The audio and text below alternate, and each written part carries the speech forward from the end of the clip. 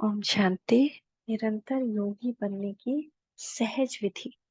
जैसे एक सेकेंड में स्विच ऑन और ऑफ किया जाता है, ऐसे एक सेकेंड में शरीर का आधार लिया और फिर एक सेकेंड में शरीर से परे अशरीरी स्थिति में स्थित हो सकते हो। तो देखिए कि एक सेकेंड हम लोग प्रैक्टिस करते हैं। देखिए, मैं आत्मा भ्रुकुट के बीच चमकता सितारा, और एक सेकेंड में पहुंच गया परम था बाबा से कंबाइंड। बाबा की सारी शक्तियां मेरे में आ रही। फिर वहां से एक सेकेंड में पहुंच गया सूक्ष्म वतन में, बाप दादा के सामने। बाप दादा, मैं फरिश्ता स्वरूप में। बाप दादा दृष्टि दे रहे, हाथ रख रहे हैं वरदानी, तीव्र पुरुषार्थी भव, अशरीरी भव। फिर एक सेकेंड में फिर से परम धाम पहुंच गया, अशरीरी हो।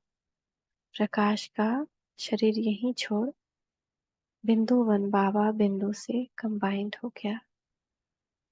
फिर एक सेकेंड में फिर शरीर में आ गया। तो ऐसे बार बार प्रैक्टिस करनी है। तो अभी अभी शरीर में आए, फिर अभी अभी अशरीरी बन गए। यह प्रैक्टिस करनी है। इसी को ही कर्मातीत अवस्था कहा जाता है। ऐसा अनुभव होगा जब चाहे कोई कैसा भी वस्त्र धारण करना व न करना यह अपने हाथ में रहेगा। तो आने वाले टाइम में इसकी बहुत जरूरत होगी। बहुत आवश्यकता हुई धारण किया, आवश्यकता न हुई शरीर से अलग हो गए। ऐसे अनुभव इस शरीर रूपी वस्त्र में हो। ढीला हो जाए ये वस्त्र इतना कि इजली हम निकले और जाए। ऐसा नहीं कि हमको कुछ खींचे। तो बार बार जो ड्रेस पहनते हैं वो ढीला हो जाता है ना, जूता बार बार पहनने से ढीला हो जाता है ना। तो ये जूती है आत्मा की। तो इसको भी हम बार बार निकले जाए आए तो ये ढीला हो जाएगा। कर्म करते हुए अनुभव ऐसा होना चाहिए जैसे कोई वस्त्र धारण कर और कार्य कर रहे हैं। कार्य पूरा हुआ और वस्त्र से न्यारे हुए। शरीर और आत्मा दोनों का न्यारापन चलते फिरते भी अनुभव होना है। जैसे कोई प्रैक्टिस हो जाती है ना। लेकिन यह प्रैक्टिस किनको हो सकती है? जो शरीर के साथ और शरीर के संबंध में भी जो भी बातें हैं, शरीर की दुनिया संबंध वाले जो भी वस्तुओं से बिल्कुल डिटैच होंगे, जरा भी लगाव नहीं होगा, अब न्यारा हो सकेंगे। अगर सूक्ष्म संकल्प में भी हल्कापन नहीं, डिटैच नहीं हो सकते, तो न्यारेपन का अनुभव नहीं कर सकेंगे। तो अब महारथियों को ये प्रैक्टिस करनी है। तो बिल्कुल ही न्यारेपन का अनुभव हो कि शरीर से बिल्कुल हम न्यारे हो गए। इसी स्टेज पर रहने से अन्य आत्माओं को भी आप लोगों से न्यारेपन का अनुभव होगा। वह भी महसूस करेंगे जैसे योग में बैठने के समय कई आत्माओं का अनुभव होता है ना, ये ड्रिल कराने वाले न्यारी स्टेज में है। ऐसे चलते फिरते फरिश्तेपन के साक्षात्कार होंगे। यहाँ बैठे हुए अनेक आत्माओं को, जो भी आपके सतयुगी फैमिली में समीप आने वाले होंगे, उन्हों को आप लोगों के फरिश्ते रूप और भविष्य राज्य पद के दोनों इकट्ठे साक्षात्कार होंगे। जैसे शुरू में ब्रह्मा में संपूर्ण स्वरूप और श्री कृष्ण का दोनों का साथ साथ साक्षात्कार करते थे, ऐसे अब उन्हों को तुम्हारे डबल स्वरूप का साक्षात्कार होगा। जैसे नंबर वार इस न्यारी स्टेज पर आते जाएंगे, तो आप लोगों के भी ये डबल साक्षात्कार होंगे। कैसे? ज्यादा अशरीरी की प्रैक्टिस से। अभी ये पूरी प्रैक्टिस हो जाए तो यहाँ वहां से यही समाचार आने शुरू हो जाएंगे। जैसे शुरू में घर बैठे भी अनेक समीप आने वाले आत्माओं को साक्षात्कार हुए कि जो दूर भी बैठे आत्मा, उनको साक्षात्कार होगा जाओ इस आत्मा के पास, या उनको हमारा साक्षात्कार होगा कि आओ परमात्मा आए। वैसे अब भी साक्षात्कार होंगे। यहाँ बैठे भी बेहद में आप लोगों का सूक्ष्म स्वरूप सर्विस करेगा। यही सर्विस रही हुई है। ये सर्विस बाकी है। बाकी बोल के ज्ञान के सर्विस तो बहुत हुई। साकार में सभी एग्जाम्पल तो देख लिया। सभी बातें नंबर वार ड्रामानुसार होनी है। जितना जितना स्वयं आकारी फरिश्ते स्वरूप में होंगे, उतना आपका फरिश्ता रूप सर्विस करेगा। आत्मा को सारे विषय का चक्र लगाने में कितना समय लगता है, तो अभी आपके सूक्ष्म स्वरूप भी सर्विस करेंगे। लेकिन जो इस न्यारी स्थिति में होंगे स्वयं फरिश्ते रूप में स्थित होंगे। शुरू में सभी साक्षात्कार हुए हैं फरिश्ते रूप में। संपूर्ण स्टेज और पुरुषार्थी स्टेज दोनों अलग अलग साक्षात्कार होता था। जैसे ब्रह्मा बाबा का संपूर्ण ब्रह्मा का अलग साक्षात्कार होता था, वैसे अन्य बच्चों के भी साक्षात्कार भी होंगे। हंगामा जब होगा तो साकार शरीर द्वारा कुछ भी नहीं कर सकेंगे और प्रभाव भी इस सर्विस से पड़ेगा। जैसे शुरू में भी साक्षात्कार से ही प्रभाव हुआ ना, परोक्ष अप्रोक्ष अनुभव ने प्रभाव डाला, वैसे अंत में भी यही सर्विस होनी है। अपने संपूर्ण स्वरूप का साक्षात्कार अपने आप को होता है। अभी शक्तियों का पुकारना शुरू हो गया है, सभी परमात्मा को कम पुकारते हैं। शक्तियों की पुकार तेज रफ्तार से चालू हो गई, तो शिव की पूजा से ज्यादा अभी दुर्गा पूजा की धूमधाम होती है। शक्तियों को ज्यादा बुलाते हैं, तो ऐसी प्रैक्टिस बीच बीच में करनी है। आदत पड़ जाने से फिर बहुत आनंद फील होगा। 1 सेकंड में आत्मा शरीर से न्यारी हो जाएगी, प्रैक्टिस हो जाएगी। अभी यही पुरुषार्थ करना है। अच्छा, वर्तमान समय पुरुषार्थ की 3 स्टेज है। उन तीनों स्टेजेस से हर एक अपने अपनी अपनी यथाशक्ति पास करता हुआ चल रहा है। वह 3 स्टेजेस कौन सी है? एक है वर्णन, दूसरा है मनन और तीसरा है मगन। मेजॉरिटी वर्णन में ज्यादा है। मनन और मगन की कमी होने के कारण आत्माओं में विल पावर कम है। तो वर्तमान समय पुरुषार्थ की 3 स्टेज है। वो 3 स्टेज का एक है वर्णन करना, यानी हमने ज्ञान का वर्णन किया। दूसरा है मनन करना, यानी उसको मन में धारण किया कि अच्छा इससे हमको करना है। और तीसरा मगन हो जाना, यानी उसको प्रैक्टिस में भी ले आए कि अशरीरी अवस्था का की प्रैक्टिस की, फरिश्ते स्वरूप की प्रैक्टिस की। तो मेजोरिटी वर्णन में ज्यादा है। मेजोरिटी वर्णन में ज्यादा है, बहुत भाषण देना आता है। लेकिन मनन और मगन की कमी होने के कारण आत्माओं में विल पावर कम है। सिर्फ वर्णन करने से बाह्य मुक्ता की शक्ति दिखाई पड़ती है, लेकिन उसका प्रभाव नहीं पड़ता। मनन करते हैं, लेकिन अंतर्मुख होकर के मनन करना उसकी कमी है। पॉइंट्स का मनन भले करते हैं, लेकिन हर पॉइंट्स द्वारा मनन अथवा मंथन करके वो शक्ति स्वरूप मक्खन को निकालना चाहिए, जिससे शक्ति भरती है। तो हम कोई भी पॉइंट्स ले लें, चाहे वरदान ही ले लें आज का, कि इंजेक्शन और दवाई, तो कैसे करेंगे हम अपनी इंजेक्शन दवाई? इस पे मनन मनन करें, चिंतन करें, मंथन करें, तो उससे जो पॉइंट्स निकल के आएगी। इसीलिए आफ्टरनून की मुरली जो सेशन होती है 5 बजे वाली, वो इम्पोर्टेंट इसलिए है क्योंकि हमको मंथन सुनने का मौका मिलता है। और मंथन सुनने से हमको मंथन करने का आइडिया मिलता है। तो मंथन नहीं करेंगे जब तक कोई फायदा नहीं मुरली सुनने का।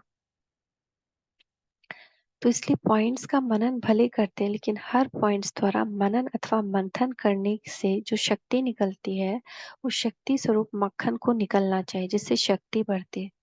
भले प्लानिंग करते हैं, उसके साथ साथ सर्व शक्तियों की सजावट जो होनी चाहिए वह नहीं है। जैसे कोई चीज कितनी भी अमूल्य हो, लेकिन उनको अगर उस रूप में सजाकर ना रखा जाए, तो उस चीज के मूल्य का मालूम नहीं पड़ता। जैसे हीरा है, हीरा कचरा में पड़ा हुआ है, तो सोचेगा मामूली पत्थर होगा इसके घर का, नहीं तो कोई हीरा थोड़ी फेंकेगा। लेकिन अगर हीरा बहुत सुंदर से कहीं लॉकर में रखा हुआ है, तब हम किसी को दिखा रहे हैं, तो पता पड़ेगा कि हाँ सच्चा हीरा है इसके पास। तो इस रीति नॉलेज का भले मनन चलता भी है, लेकिन अपने एक एक पॉइंट द्वारा जो शक्ति भरनी है वो कम भरते हो, इसलिए मेहनत ज्यादा और रिजल्ट कम हो जाती है। मन में प्लानिंग में उमंग उत्साह बहुत अच्छा रहता है, लेकिन प्रैक्टिकल रिजल्ट देखते हो तो मन में अविनाशी उमंग उत्साह उल्लास नहीं रहता। एक रस जो फोर्स एक रस जो फोर्स की स्टेज होनी चाहिए वह नहीं रहती। एक एक पॉइंट को मनन करने द्वारा अपनी आत्मा में शक्ति कैसे भरी जाती है, इस अनुभव से बहुत अनजान है। इसीलिए अंतर्मुखता अतीन्द्रिय सुख की प्राप्ति का अनुभव नहीं करते हैं। जब तक अतीन्द्रिय सुख की सर्वशक्त प्राप्तियों की भासना नहीं, तब तक अल्पकाल की कोई भी वस्तु अपने तरफ जरूर आकर्षण करेगी। तो वर्तमान समय मनन शक्ति से आत्मा में सर्व शक्तियां भरने की आवश्यकता है। तब मगन अवस्था रहेगी और विघ्न टल सकते हैं। विघ्नों की लहर तब आती है जब रूहानियत की तरफ फोर्स कम हो जाता है। माइंड बिजी है ना, तो कोई विघ्न आता है ना तो वो छोटा नजर आता है, क्योंकि लगेगा कि हम बिजी हैं, छोड़ो अभी, प्रॉब्लम की तरफ ध्यान नहीं जाता और प्रॉब्लम चला जाता है। तो वर्तमान समय शिवरात्रि की सर्विस के पहले स्वयं में शक्ति भरने का फोर्स चाहिए। पहले योग के प्रोग्राम्स रखते हैं, लेकिन योग के द्वारा शक्तियों का अनुभव करना और कराना, अब ऐसे क्लासेस की आवश्यकता है। प्रैक्टिकल अपने भले के आधार से औरों को भले देना है। सिर्फ बाहर की सर्विस के प्लान नहीं सोचने हैं, लेकिन पूरी ही नजर चाहिए सभी तरफ। जो निमित्त बने हुए उन्हों को यह ख्यालात जाना चलना चाहिए कि हमारी इस तरह की फुलवारी किस बात में कमजोर है। किसी भी रीति अपनी फुलवारियों की कमजोरी पर कड़ी दृष्टि रखनी चाहिए। समय देकर भी कमजोरियों को खत्म करना है। शक्तियों के प्रभाव की कमी होने के कारण चलते फिरते सभी बातों में ढीलापन आ जाता है। इसीलिए विनाश की तैयारियां भी फोर्स में होते हुए फिर ढीली हो जाती है। तो अभी होता है कि अभी बॉम्ब फोड़ा, अभी बॉम्ब फोड़ा, फिर ढीला हो जाता है। तो स्थापना में फोर्स नहीं तो विनाश में फोर्स कैसे भर सकता है। जैसे शुरू में तुमको शक्तिपन का कितना नशा था, अपने ऊपर कड़ी नजर थी, या विघ्न आया, विघ्न क्या है, माया क्या है, कितना कड़ा नशा था। अभी अपने ऊपर कड़ी नजर नहीं, अपनी कर्मों की गति पर अटेंशन चाहिए। ड्रामानुसार नंबरवार तो बनना ही है, कोई ना कोई कारण से नंबर नीचे होना ही है, लेकिन फिर भी फोर्स भरने का कर्तव्य करना। जैसे साकार रूप को देखा, कोई भी ऐसी लहर का समय जब आता था तो दिन रात साकाश देने की विशेष सर्विस, विशेष प्लान्स चलते थे। निर्बल आत्माओं को भले भरने का विशेष अटेंशन रहता था, जिससे अनेक आत्माओं को अनुभव भी होता था। रात दिन को भी समय निकाल आत्माओं को साकाश भरने की सर्विस चलती थी। भरना है तो अभी विशेष साकाश देने की सर्विस करनी है। लाइट हाउस माइट हाउस बन यह सर्विस खास करनी है, जो चारों ओर लाइट माइट का प्रभाव फैल जाए, अभी आवश्यकता है। जैसे कोई साहूकार होता है तो अपने नजदीक संबंधियों को मदद देकर ऊंचा उठा लेता है। ऐसे वर्तमान समय जो भी कमजोर आत्माएं संपर्क और संबंध में है, उन्हों को विशेष सकाश देनी। तो संबंध संपर्क में इस समय जो आत्मा, उन्हों को विशेष सकाश देनी है, ऊंचा उठाना है। तो निरंतर देह का भान भूल जाए, उनके उसके लिए हर एक यथाशक्ति नंबरवार पुरुषार्थ अनुसार मेहनत कर रहे हैं। पढ़ाई का लक्ष्य ही है, क्या है, देह अभिमान से न्यारे हो, देही अभिमानी बनना। देह अभिमान से छूटने के लिए मुख्य युक्ति है, सदा अपने समान में रहो तो देह अभिमान मिटता जाएगा। समान में स्व का भान भी रहता है, अर्थात आत्मा का भान। समान में कौन हूँ, अपने इस संगम युग और भविष्य के भी अनेक प्रकार के समान अपने प्रति समय अनुभव कराए गए हैं। उनमें से अगर कोई भी समान में स्थित रहे तो देह अभिमान मिटता जाएगा। मैं ऊंच तेऊंच ब्राह्मण हूँ, यह भी समान है।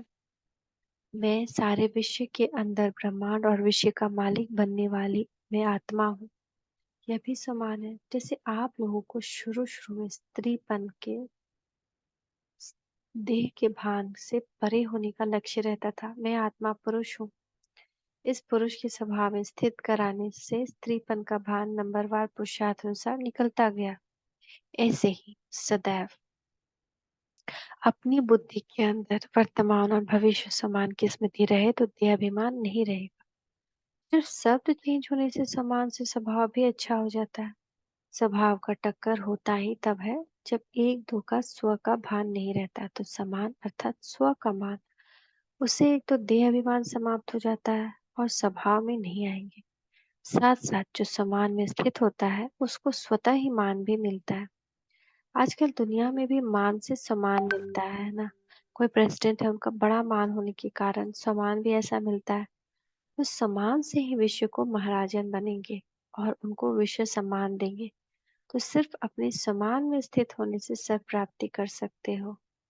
इस सम्मान में स्थित वह रह सकता है जिनको अनेक प्रकार के सम्मान सुनाए उसका अनुभव होगा। जैसे मैं शिव शक्ति हूँ, यह भी समान है। एक होता है सुनना, एक होता है उस समान स्वरूप का अनुभव करना। मैं आत्मा शिव शक्ति हूँ। अनुभव करना है मैं शिव से कंबाइंड हूँ निरंतर, और मेरे द्वारा शिव की शक्तियाँ पूरे ब्रह्मांड में फैल रही। जिस आत्मा को जो चाहिए वो मिल रहा है। मेरे जीवन तथा विश्व की सभी आत्माओं के जीवन के विघ्न समाप्त हो रहे। सभी भटकती आत्माओं को रास्ता मिल रहा है। तो ऐसे अपना समान में स्थित होना होता है, सिर्फ रटना नहीं कि मुझसे ये किरणें निकल रही हैं। एक होता है सुनना, एक होता है समान स्वरूप का अनुभव।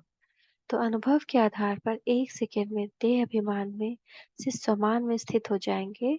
जो अनुभवी मूर्त नहीं है, सिर्फ सुन करके अभ्यास करते ही रहते हैं, लेकिन अनुभवी अब तक नहीं बने हैं, उन्हों की स्टेज ऐसी ही होती। तो एक अपने समान की लिस्ट निकालो, तो लिस्ट पढ़िए। उन एक एक बात को लेकर अनुभव करते जाओ, तो माया की छोटी छोटी बातों में कमजोर नहीं बनेंगे। माया कमजोर बनाने के लिए पहले देह अभिमान में लाती है। तो अगर हम देही अभिमान में नहीं आए तो कमजोरी नहीं बनेगी। देह अभिमान में ही ना आए तो कमजोरी कहाँ से आएगी। तो सभी को अपने सम्मान की स्मृति दिलाओ और उस स्वरूप के अनुभवी बनाओ। जैसे समझते हो ना, मैं मास्टर सर्वशक्तिमान हूँ। तो संकल्प करने से स्थिति बन जाती है ना, लेकिन बनेगी उनकी जिनको अनुभव होगा। अनुभव नहीं तो स्थित होते होते वह रह ही जाते हैं, स्थिति बन नहीं सकती। और थकावट मुश्किल मार्ग अनुभव करते हैं, कैसे करें क्वेश्चन उठता है। लेकिन जो अनुभवी मूर्त है वह कड़ी परीक्षा आते समय भी अपने समान की स्थिति होने से सहज उसको कट कर सकते हैं। तो अपने समान की स्मृति दिलाओ, अनुभवी मूर्त बनने की क्लास कराओ। जो आपके समीप संपर्क की आत्माएं हैं, उन आत्माओं को यह अनुभव कराने का सहयोग दो। सभी आत्माओं को ये सहयोग चाहिए। जैसे साकार द्वारा अनुभवी मूर्त बनने की सेवा होती रही, ऐसे यहाँ भी आप लोग के समीप जो भी आत्माएं हैं, उन्हों की निर्बलता को, कमजोरियों को अपनी शक्तियों के सहयोग से उन्हें भी अनुभवी मूर्त बनाओ। चेक करो कि जिन आत्माओं के प्रति निमित्त बने हुए हैं वह आत्माएं समान की स्थिति के अनुभवी हैं। अगर नहीं तो उन्हों को बनाना चाहिए या मेहनत करनी। अगर राजधानी के समीप संबंध में आने वाली आत्माएं ही कमजोर होंगी तो प्रजा क्या होगी। ऐसी कमजोर आत्माएं संबंध में नहीं आ सकती। अब अपनी राजधानी को जल्दी जल्दी तैयार करना है। पिछली प्रजा तो जल्दी बन जाएगी, लेकिन जो राजाई के संबंध में संपर्क में आने वाले उन्हों को तो ऐसा बनाना है ना। ऐसा ध्यान करके स्थान पर निमित्त बनी हुई श्रेष्ठ आत्माओं को देना है। मेरे संपर्क में आने वाली कोई भी आत्मा स्थिति से वंचित न रह जाए, यह ध्यान रखना चाहिए। खुद ही अपने में कोई शक्ति का अनुभव अगर नहीं करते तो औरों को क्या शक्ति दे सकेंगे। जो आत्माएं चाहती हैं, समीप आती, समय देती, सहयोगी बनी हुई, ऐसी आत्माओं को अब माता पिता द्वारा तो पालना नहीं मिल सकती, इसलिए निमित्त बनी हुई अनुभवी मूर्तियां द्वारा यह पालना मिले। अगर ये चेकिंग रखो तो कितनी आत्माएं ऐसी शक्तिशाली निकलेंगी। आधा हिस्सा निकलेंगी जिन्होंने डायरेक्ट पालना ली है, उन्होंने भी फिर अनुभवों की रचना भरी हुई है। औरों की भी यह पालना होनी आवश्यक है। तो हर टीचर को अपनी क्लास का यह ध्यान रखना चाहिए। अच्छा, मीठे मीठे बाप दादा को हम बच्चों का याद प्यार गुड मॉर्निंग। गुड मॉर्निंग बाबा। थैंक यू बाबा, थैंक यू। ओम शांति, ओम शांति, ओम शांति।